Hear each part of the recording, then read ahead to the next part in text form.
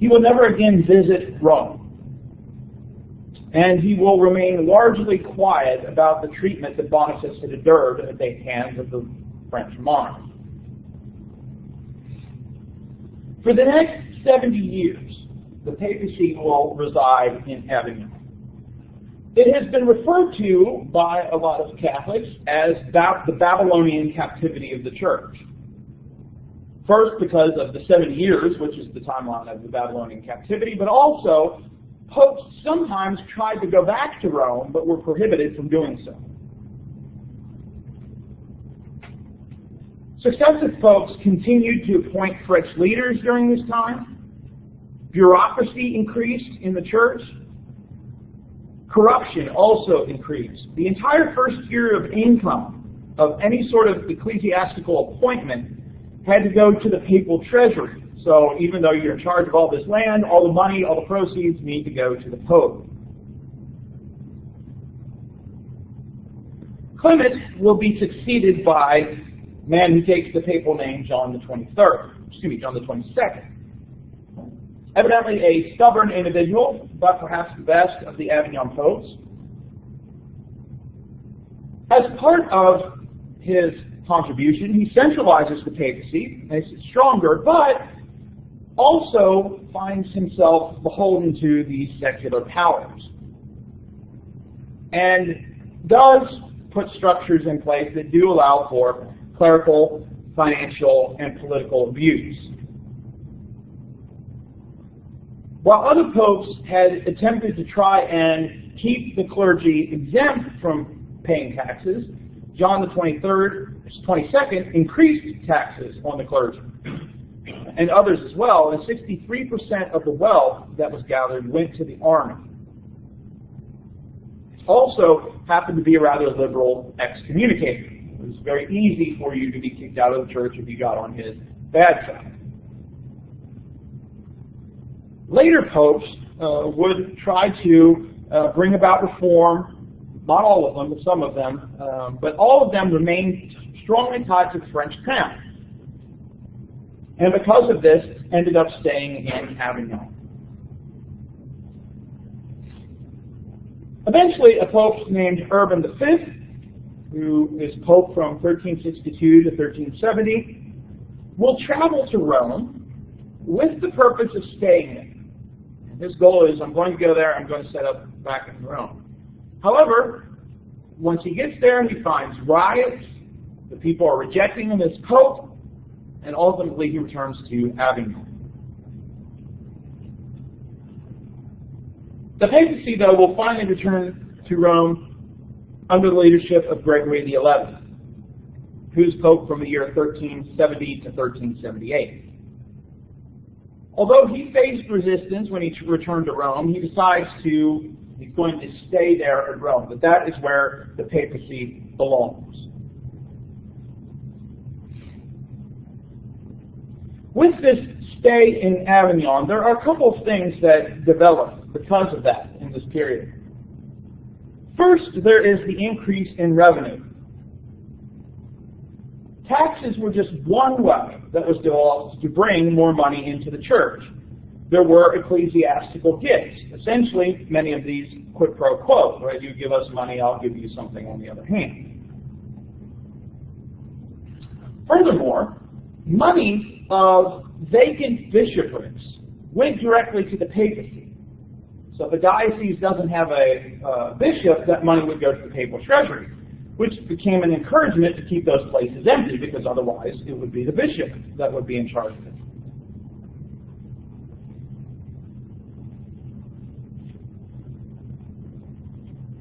So there were a variety of things that increased the revenue of the church, including indulgences, which essentially the claim was that they worked because the church itself had accumulated so much merit from the good deeds done that then could be extended to people for money.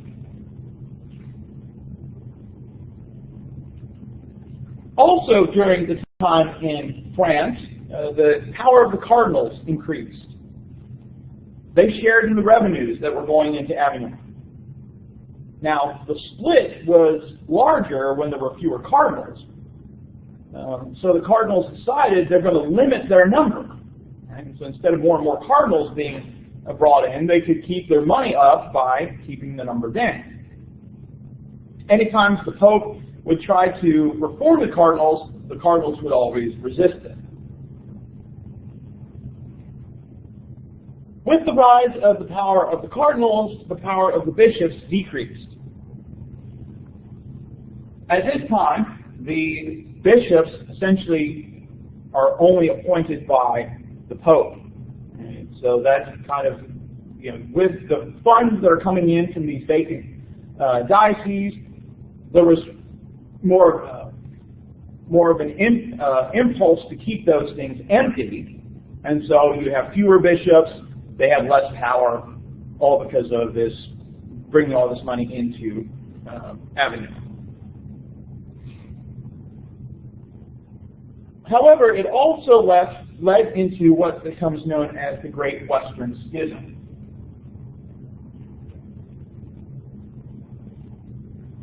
The Great Schism, the Great East-West Schism, was the separation between the Orthodox Church and the Catholic Church.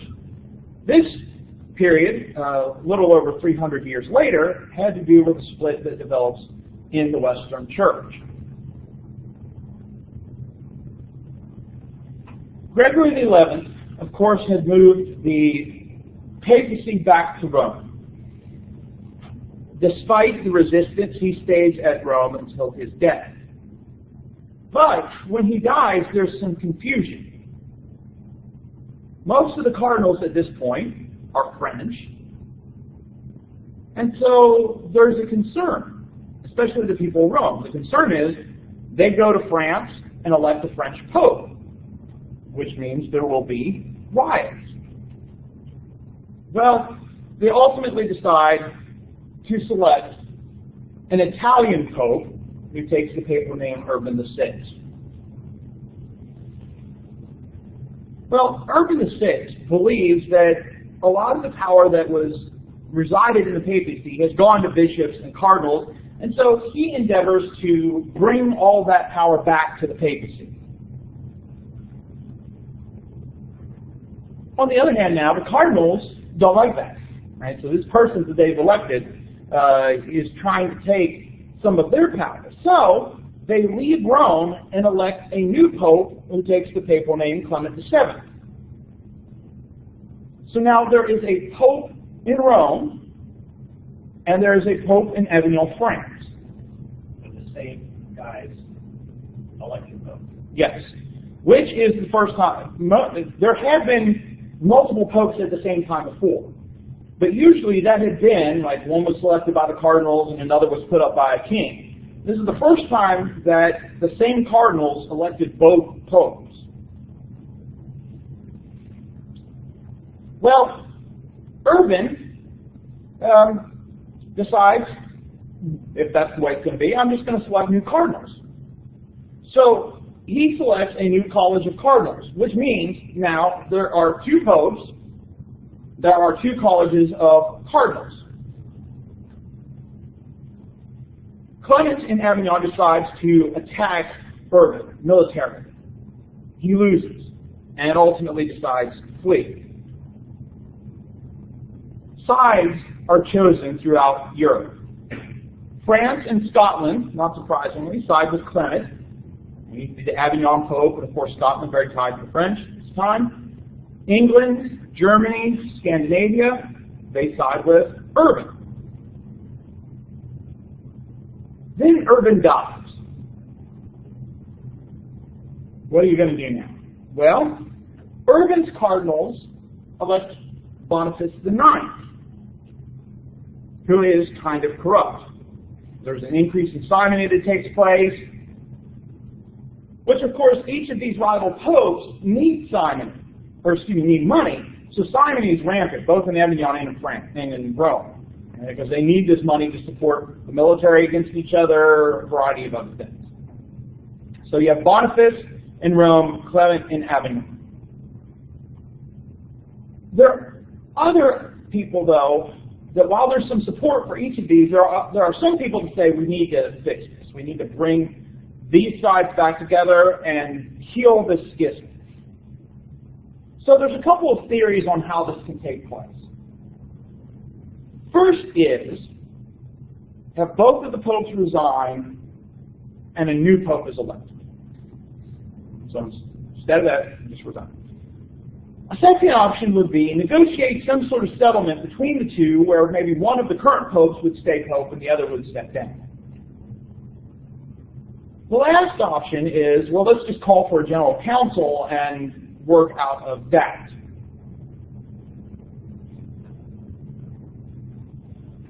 Clement, in the midst of all this, dies. King Charles VI of France asked the Avignon cardinals to not elect a pope. Okay, this is going to solve the problem. Right? We have two popes, one of them's died. Don't elect another pope here in France. We'll be done. They go ahead and elect another pope anyway. So, the French king tries to encourage his people to withdraw support from Benedict XIII, who will later be declared an anti-pope, and so he's not recognized as a legitimate pope, but it doesn't work. So now you have Boniface and Benedict. Boniface will die, and the Roman cardinals will elect Gregory XII, who will refuse to meet with Benedict. So there's absolutely no opportunity here for a reconciliation, negotiation. Well, what to do at this point? So, the options are limited. Negotiation is not going to take place. It's unlikely that they're going to resign at this point. So let's see if we can have a council. So many believe that a universal council will heal the schism. Now, one of the questions then becomes, would a universal council actually have more authority than the Pope, since the Universal Council is being called to try and address this issue? Which is similar to how the Eastern Orthodox churches had looked at it. But the Patriarch of Constantinople did not have anywhere near the authority of the Pope. The question becomes, though, all right, the Universal Council might solve this problem. Traditionally, though, this has been the Pope has to call the Universal Council.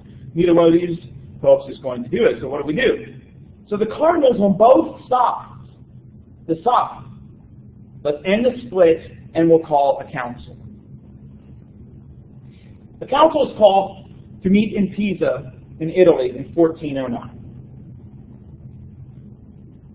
Now, everybody knows what this is for, and so Benedict and Gregory try to call rival councils at the same time, but essentially nobody listens to them.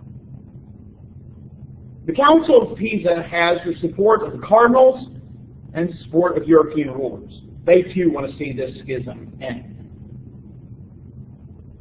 Out of all this, both Benedict and Gregory are deposed, and Alexander V is elected pope. Benedict and Gregory, of course, do not recognize this decision, so now there are three popes. Benedict, Gregory, and now Alexander.